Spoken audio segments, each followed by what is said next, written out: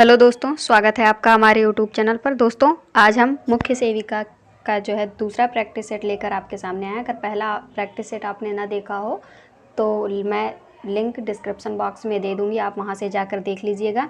आपका दूसरा अध्याय जो है सिलेबस के अकॉर्डिंग है विवाह, परिवार, जाति, लिंग की असमानता, धर्म और भाषाएँ से रिलेटेड जो है हम प्रैक्टिस पेपर आपके सामने लेकर आए हैं। चलिए वो ऑब्जेक्टिव क्वेश्चन जितने भी हैं उसको सॉल्व करते हैं। आइए देखते हैं आपका पहला क्वेश्चन कौन सा है। दोस्तों, वीडियो अच्छा लगे तो लाइक शेयर सब्सक्राइब जरूर कीजिएगा। तो पहला क्वेश्चन है आपका, वेस्टरमार्क ने बहुपति विवाह का सबसे महत्वपूर्ण कारक किसे कहा है? ऑप्शंस दिए गए हैं, जातिगत परंपरा, लिंग अनुपात में असमानता, धार्मिक कारण या जनजातीय प्रथाएं। तो दोस्तों, इसका राइट आंसर कौन सा हो जाएगा?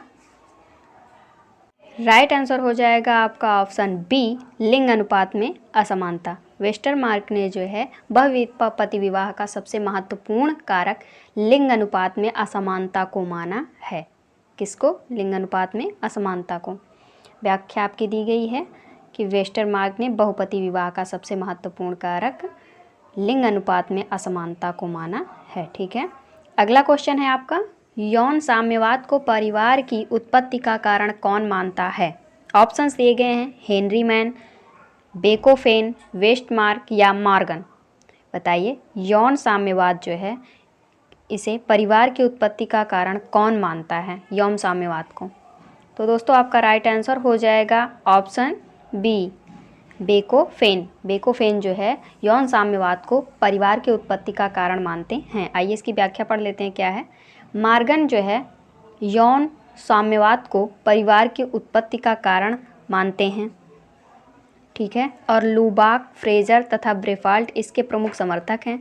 इनका मानना है कि परिवार के आरंभिक काल में न तो विवाह का अस्तित्व था, न ही परिवार का, बल्कि पशुओं की तरह अनियमित यौन स्वतंत्रता पाई जाती थी। ठीक है, तो दोस्तों इस तरह से इसका ऑप्शन जो है डी होगा। ठीक है, डी, ऑप्शन बी नहीं, ओके सॉरी।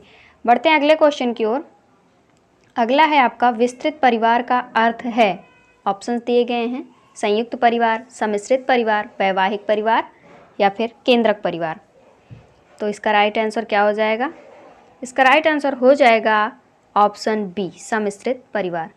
विस्तृत परिवार का अर्थ जो है सम्मिश्रित परिवार होता है। आइए इसकी व्याख्या पढ़ लें। विस्तृत परिवार का अर्थ सम्मिश्रित परिवार है। विस्तृत परिवार के घटक समूहों के सदस्य एक साथ सम्मिलित रूप से एक ही घर में नहीं रहते, प्रायः वो एक दूसरे के नज़दीक रहते हैं तथा एक जैसी गतिविधियों से जुड़े रहते हैं। इसमें मातृत्व पक्ष तथा पितृपक्ष दोनों हो सकते हैं। आइए आप अगला क्वेश्चन है। अगला क्वेश्चन है आपका, विवाह या रक्त का संबंध जो लोगों को समूह में एक साथ बांधता है क्या कहलाता है? ऑप्शंस दिए गए हैं, प्राथमिक समूह, नातेदारी, तैतृयक समूह या समुदाय। तो इसका राइट आंसर हो जाएगा ऑप्शन बी। ठीक है, नातेदारी। ऑप्शन बी इसका सही हो जाएगा। विवाह या रक्त संबंध का जो लोगों को एक समूह में बांधता है वो जो आपकी है नातेदारी कहलाती है। आइए इसकी व्याख्या पढ़ लेते हैं। व्याख्या इसकी दी गई है, विवाह या रक्त संबंध का जो लोगों को समूह में एक साथ बांधता है नातेदारी कहलाती है। अगला क्वेश्चन है, जब एक हिंदू पुरुष अपने से उच्च वर्ग के स्त्री से विवाह करता है तो उसे क्या कहते हैं? ऑप्शंस दिए गए हैं, प्रतिलोम, अनुलोम, देवर विवाह या शाली विवाह। तो इसका राइट आंसर हो जाएगा आपका ऑप्शन ए, प्रतिलोम। ठीक है, जब एक हिंदू पुरुष अपने से उच्च वर्ग की स्त्री से विवाह करता है तो वो आपका प्रतिलोम कहलाएगा। व्याख्या दी गई है, जब एक हिंदू पुरुष अपने से उच्च वर्ग से की स्त्री से विवाह करता है तो उसे क्या कहते हैं? प्रतिलोम विवाह। ठीक है, और हिंदू विवाह वैधता अधिनियम 1949 एवं हिंदू विवाह अधिनियम 1955 द्वारा अनुलोम एवं प्रतिलोम विवाह को वैध माना गया है। अगला है, हिंदू विवाह के निम्नलिखित प्रकारों में से कौन सा प्रकार प्रशस्त कोटि का विवाह नहीं कहा गया है? ऑप्शंस दिए गए हैं, ब्रह्म, दैव, गांधर्व या आर्य। तो इसका राइट आंसर हो जाएगा आपका ऑप्शन सी, गांधर्व। गांधर्व विवाह जो है हिंदू विवाह के प्रकारों में प्रशस्त कोटि का विवाह नहीं कहा गया है। ठीक है, आइए देखते हैं इसकी व्याख्या क्या दी गई है। हिंदू विवाह के 8 प्रकारों में से, हिंदू विवाह कितने प्रकार के बताए हैं? 8 प्रकार। इनमें से ब्रह्म, दैव, आर्ष तथा प्रजापत्य प्रकार के विवाह को प्रशस्त कोटि का विवाह, जबकि गंधर्व, असुर, राक्षस और पैशाच प्रकार के विवाह को अप्रशस्त कोटि का विवाह कहा गया है। 8 प्रकार के विवाह हैं, जिनमें से ब्रह्म, दैव, आर्ष तथा प्रजापत्य जो है वो प्रशस्त कोटि के विवाह हैं, तथा गंधर्व, असुर, राक्षस तथा पैशाच जो है ये अप्रशस्त कोटि के विवाह हैं। अगला क्वेश्चन है आपका, क्रय द्वारा किया गया हिंदू विवाह क्या कहलाता है? ऑप्शंस दिए गए हैं, पैशाच विवाह, दैव विवाह, असुर विवाह या राक्षस विवाह। तो क्रय द्वारा किया गया हिंदू विवाह क्या कहलाता है? इसका राइट आंसर हो जाएगा ऑप्शन सी, असुर विवाह। जो क्रय द्वारा किया गया हिंदू विवाह है वो असुर विवाह कहलाता है। इसकी व्याख्या क्या है? क्रय द्वारा किया गया हिंदू विवाह असुर विवाह कहलाता है। इसमें क्या होता है ये देखते हैं। इसमें वर कन्या पक्ष को कुछ वधु मूल्य देकर वधु प्राप्त करता है। ऐसे विवाह का प्रचलन संपूर्ण जनजाति भारत में है। नागा जनजाति में वधु मूल्य का प्रचलन है। किस जनजाति में? नागा जनजाति में। नागा जनजाति में जो है आपका वधु मूल्य का प्रचलन है। ठीक है, अगला है, आणविक परिवार और गृहस्थ परिवार की अवधारणाएं किसने विकसित की हैं? ऑप्शंस दिए गए हैं, जिमरमैन ने, चार्ल्स कूले ने, पीएच प्रभु ने, रॉबर्ट बीरस्टीड ने। तो इसका राइट आंसर हो जाएगा आपका ऑप्शन ए, जिमरमैन ने। ठीक है, आप लोग आंसर देते जाइएगा। जिमरमैन ने जो है आणविक परिवार और गृहस्थ परिवार की अवधारणाएं विकसित की हैं। आइए व्याख्या दी गई है इसकी। व्याख्या में दिया गया है, परिवार स्वायत्तता के स्तरों का विश्लेषण करके जिमरमैन ने जो है निम्नलिखित 3 बुनियादी पारिवारिक प्रकारों की पहचान की है। कौन कौन से? ट्रस्टी परिवार, आणविक परिवार और गृहस्थ परिवार। अगला है, पति पत्नी की परिधि तथा इसके केंद्र में स्थित रक्त संबंधियों से बनने वाले परिवार को क्या कहा जाता है? ऑप्शंस दिए गए हैं, रक्त मूलक परिवार, दाम्पत्य मूलक परिवार, प्रजनन परिवार या उपर्युक्त में से कोई नहीं। तो इसका राइट आंसर हो जाएगा ऑप्शन ए, रक्त मूलक परिवार। पति पत्नी की जो परिधि है तथा इसके केंद्र में स्थित रक्त संबंधियों से बनने वाले परिवार को रक्त मूलक परिवार कहा जाता है। इसमें सभी सदस्य जो है रक्त से संबंधित होते हैं। कोई भी विवाह संबंधी व्यक्ति इसमें नहीं रहता है, जैसे नायर परिवार। ठीक है, अगला है, ऐसी व्यवस्था जिसमें माँ के भाई को नातेदारी में प्रमुख स्थान दिया जाता है क्या कहलाता है? ऑप्शंस दिए गए हैं, प्रसविता, पितृस्वेश्रेय, माध्यमिक संबोधन या मातुलेय। तो इसका राइट आंसर हो जाएगा ऑप्शन डी, मातुलेय। ठीक है, ऐसी व्यवस्था जिसमें माँ के भाई को नातेदारी में प्रमुख स्थान दिया जाता है वो मातुलेय कहलाता है। अगला है, भारतीय संविधान के किस भाग में राजभाषा संबंधी प्रावधान का उल्लेख किया गया है? राजभाषा संबंधी प्रावधान का उल्लेख भारतीय संविधान के किस भाग में किया गया है? ऑप्शंस दिए गए हैं, भाग 15, भाग 16, भाग 17 या फिर भाग 18। तो इसका राइट आंसर हो जाएगा ऑप्शन सी, भाग 17। भाग 17 में जो है आपके राजभाषा संबंधी प्रावधान दिए गए हैं तथा अनुच्छेद 343 से 351 में राजभाषा संबंधी प्रावधान का उल्लेख है। अनुच्छेद 343 से 51 तक जो आपका है वो राजभाषा संबंधी प्रावधान है तथा किस भाग में दिया गया है राजभाषा संबंधी प्रावधान? तो इसका राइट आंसर होगा भाग 17 में। अगला क्वेश्चन है, भारत में कितनी भाषाओं को शास्त्रीय भाषा का दर्जा दिया गया है? इम्पॉर्टेंट क्वेश्चन है। ऑप्शंस दिए गए हैं 4, 6, 5 या 7। तो इसका राइट आंसर हो जाएगा ऑप्शन सी, 6 भाषाओं को जो है शास्त्रीय भाषा का दर्जा दिया गया है। वो 6 भाषाएं कौन कौन सी हैं याद कर लीजिएगा, तमिल, संस्कृत, तेलुगु, कन्नड़, मलयालम और उड़िया। ये 6 भाषाएं हैं जिन्हें शास्त्रीय भाषा का दर्जा दिया गया है। अगला क्वेश्चन है आपका, संयुक्त परिवार एक से अधिक प्राथमिक परिवारों, आधार परिवार के करीबी संबंधों, आम निवास और पितृवंशी वंश होने का एक संग्रह है। यह कथन किसने कहा था? ठीक है, ये आपका जो है परिभाषा दी गई है कि संयुक्त परिवार एक से अधिक प्राथमिक परिवारों, आधार परिवार के करीबी संबंधों, आम निवास और पितृवंशी होने का एक संग्रह है।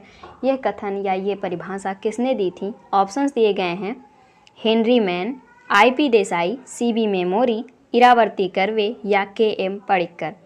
तो इसका राइट आंसर हो जाएगा आपका option C, CB Mamoria. CB Mamoria ने जो है ये कथन कहा था। अगला है, व्याख्या आप पढ़ लीजिएगा। अगला है, यदि रक्त संबंधियों के केंद्र पत्नियों के बाहरी सतह से घिरा हुआ है तो परिणामी समूह को क्या कहा जाता है? ऑप्शंस दिए गए हैं विस्तृत परिवार, प्राथमिक परिवार, वैवाहिक परिवार, सजातीय परिवार या सगा परिवार। तो इसका राइट आंसर हो जाएगा आपका ऑप्शन डी, सजातीय परिवार। सजातीय परिवार कहा जाता है यदि रक्त संबंधियों के केंद्र पत्नियों के बाहरी सतह से घिरे हुए हैं तो परिणामी समूह को सजातीय परिवार कहा जाता है। ठीक है, अगला है आपका बहिर्विवाह का सर्वाधिक सामान्य नियम क्या है? ऑप्शंस दिए गए हैं प्रजाति वर्जन, वर्गगत वर्जन, अगम्य आगम वर्जन या जातिगत वर्जन।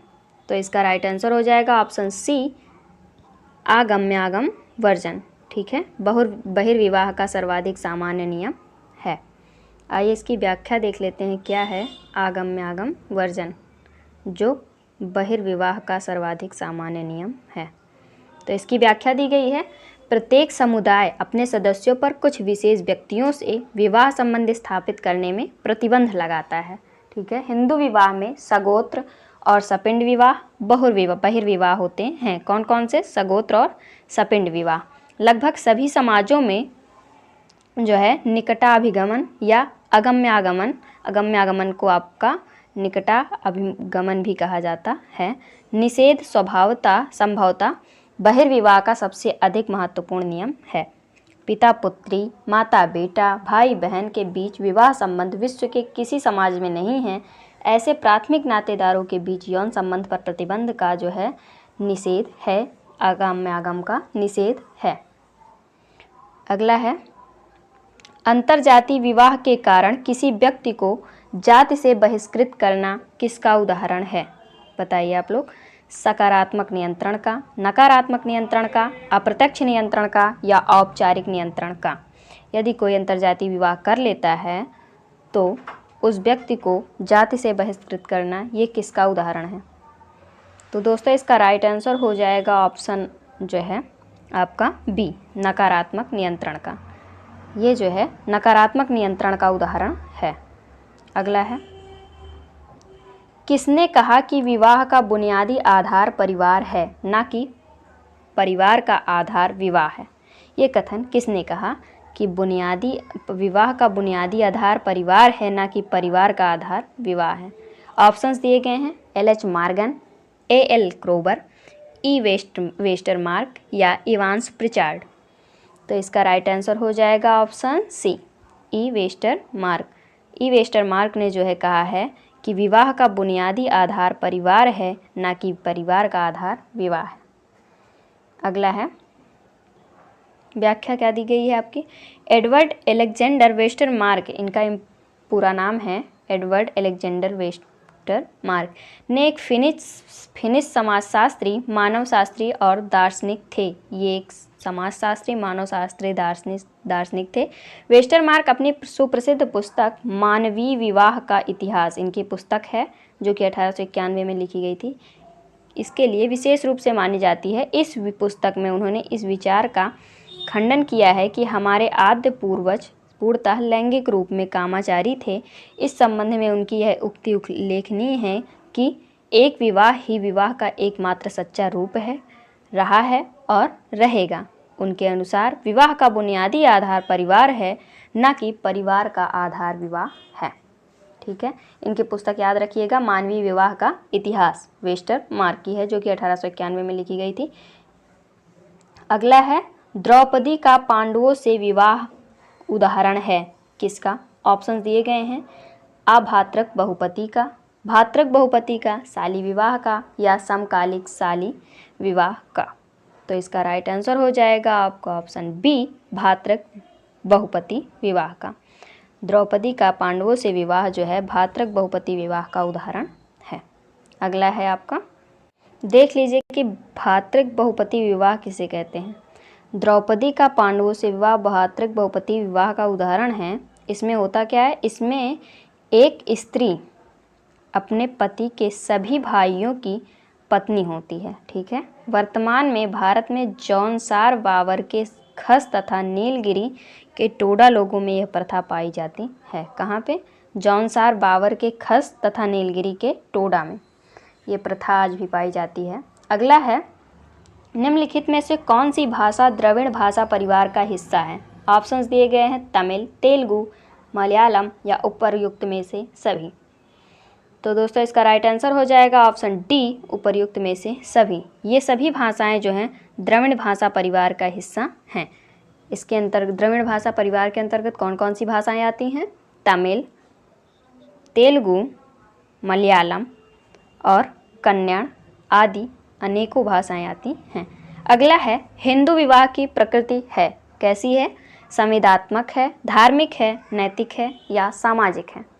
तो दोस्तों हिंदू विवाह की प्रकृति जो है वो धार्मिक है। कैसी है? धार्मिक। आइए देखते हैं, व्याख्या इसकी दी गई। हिंदू विवाह को एक पवित्र धार्मिक संस्कार माना गया है। हिंदू विवाह अधिनियम कब आया था? ये 1955 में इम्पॉर्टेंट है। हिंदू विवाह अधिनियम, विशेष उपबंध किए गए स्त्रियों को विवाह विच्छेद का अधिकार प्रदान किया गया है इसमें, अतः स्त्रियां पुरुषों की दास नहीं रही। ठीक है, विवाह जन्मजात का बंधन नहीं रहा। अब हिंदू विवाह की प्रकृति कैसी हो गई है? सामाजिक। अब हिंदू विवाह की प्रकृति जो है सामाजिक हो गई है। अगला है, मुस्लिम विवाह का स्वरूप इनमें से कौन नहीं है? ऑप्शंस दिए गए हैं मुताह, फासिद, जिहर या बालिग। तो इसका राइट आंसर हो जाएगा ऑप्शन सी, जिहर जो है मुस्लिम विवाह का स्वरूप नहीं है। ठीक है, जिहर। मुस्लिम विवाह 4 प्रकार के होते हैं मोस्टली। आइए देखते हैं, व्याख्या दी गई है। मुस्लिम विवाह के निम्नलिखित 4 प्रकार बताए गए हैं। कौन कौन से हैं? निकाह, मुताह, फासिद या और बातिल। मुताह, फासिद और बातिल। ठीक है, निकाह को सही विवाह कहते हैं। यह स्थायी प्रकृति का विवाह है। मुताह जो है अस्थायी प्रकार का विवाह है जो शियाओं में प्रचलित है। जब कोई मुसलमान 5वीं स्त्री से, किसी मूर्ति पूजक स्त्री से या बिना गवाहों के उपस्थिति से विवाह कर ले तो ऐसा विवाह जो है फासिद विवाह कहा जाता है। और वह विवाह जो शरीयत अधिनियम के अनुसार न किया गया हो बातिल या अवैध विवाह माना जाता है। तलाक, इज्मा, जिहर, खुला, मुबारत, लियान तथा तलाक तफवीज मुसलमानों में तलाक के स्वरूप हैं। तो इस प्रकार से इसका राइट आंसर क्या था? जिहर। ये मुस्लिम विवाह का स्वरूप नहीं है बल्कि ये तलाक का जो है प्रकार है। जिहर को तलाक भी कहा जाता है। अगला है, सिंधी भाषा को किस संविधान संशोधन द्वारा 8वीं अनुसूची में शामिल किया गया था? ऑप्शंस दिए गए 21वें संविधान संशोधन, 22वें संविधान संशोधन, 23वें संविधान संशोधन या 24वें संविधान संशोधन में। तो सिंधी भाषा को जो है 21वें संविधान संशोधन के अंतर्गत 8वीं अनुसूची में शामिल किया गया था। ठीक है, देखते हैं व्याख्या। व्याख्या दी गई है 21वें संविधान संशोधन जो कि कब हुआ था? 1967 में, इम्पॉर्टेंट है, के द्वारा सिंधी भाषा को 8वीं अनुसूची में शामिल किया गया था। 71वें संविधान संशोधन 1992 द्वारा कोंकणी, मणिपुरी और नेपाली तथा 92वें संशोधन द्वारा 2003 में बाड़ी, डोंगरी, बोडो डोंगरी, मैथिली और संथाली को जोड़ा गया था। ठीक है, 21वें में सिंधी भाषा को 8वीं अनुसूची में जोड़ा गया था, जबकि 71वें संविधान संशोधन द्वारा कोंकणी, मणिपुरी और नेपाली को जोड़ा गया था। 92वें संविधान संशोधन द्वारा बोडो, डोगरी और मैथिली तथा संथाली को जोड़ा गया था। अगला है, भारत में बाल विवाह निरोधक अधिनियम सबसे पहले कब पारित हुआ? ऑप्शंस दिए गए हैं सन 1917 में, सन 1929 में, सन 1936 में या सन 1942 में। तो इसका राइट आंसर हो जाएगा ऑप्शन बी, सन 1929 में। सन 1929 में जो है भारत में बाल विवाह निरोधक अधिनियम सबसे पहले पारित किया गया था। इसकी व्याख्या दी गई है। हरबिलास शारदा जो कि 1867 से 1955 ईस्वी के अथक प्रयासों के फलस्वरूप तत्कालीन ब्रिटिश सरकार द्वारा सन 1929 में बाल विवाह निरोधक कानून पास किया गया था। यह कानून अप्रैल 1930 को लागू हुआ, जो शारदा एक्ट के नाम से प्रसिद्ध है। इसे कौन सा एक्ट कहा जाता है? शारदा एक्ट 1930 को लागू हुआ था और पारित कब हुआ था? 1929 में। ठीक है, तो दोस्तों ये थे आपके कुछ विवाह परिवार से रिलेटेड ऑब्जेक्टिव क्वेश्चन जो हमने अभी सॉल्व किए। मिलते हैं अगले वीडियो में, तब तक के लिए धन्यवाद। वीडियो अच्छा लगे तो लाइक शेयर सब्सक्राइब जरूर करें दोस्तों। मिलते हैं अगले वीडियो में, धन्यवाद।